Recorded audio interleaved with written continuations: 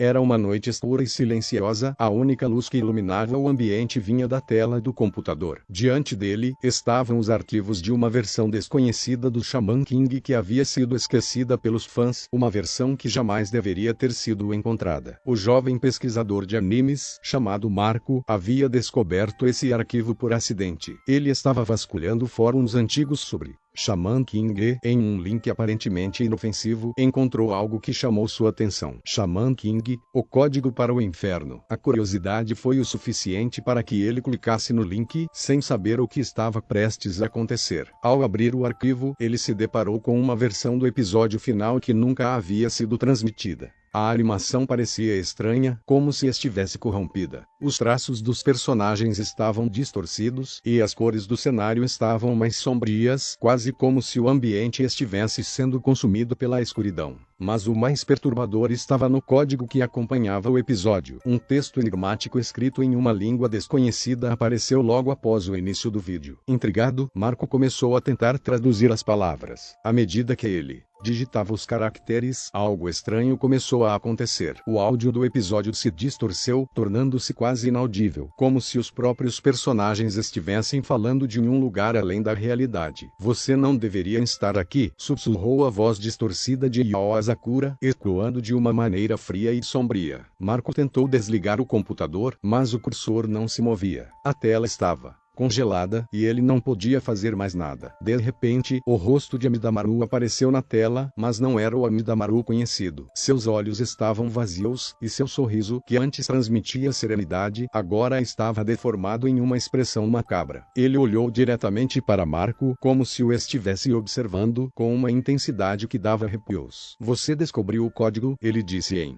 um tom baixo, quase como um sussurro. "Agora, você está marcado." Marco sentiu uma onda de calor percorrer seu corpo, como se algo estivesse se aproximando dele, algo terrível. De repente, a tela do computador piscou, e no lugar da animação do episódio, surgiu uma imagem horrível. Uma cena com Yao Asakura e seus amigos. Mas todos estavam em uma paisagem devastada, com céus negros e uma terra cheia de rachaduras. No centro da tela, uma enorme figura encapuzada com uma máscara de ferro estava de pé, rodeada por sombras. "Este é o lugar onde tudo termina", a figura mascarada disse em uma voz profunda e grave. "O código foi liberado, e você agora faz parte disso." Marco tentou se levantar, mas seu corpo não respondia. Ele estava preso. A cada palavra que ouvia, mais distante ele se sentia de sua realidade. O que quer que fosse aquele arquivo, estava tirando algo dele, algo precioso. Então, de repente, ele ouviu um som, como um grito abafado, vindo de dentro de sua própria mente. Era a voz de Io, mas agora, completamente distorcida. Não vai embora", antes que Marco pudesse entender o que estava acontecendo. O computador se desligou de repente. O silêncio no quarto era absoluto.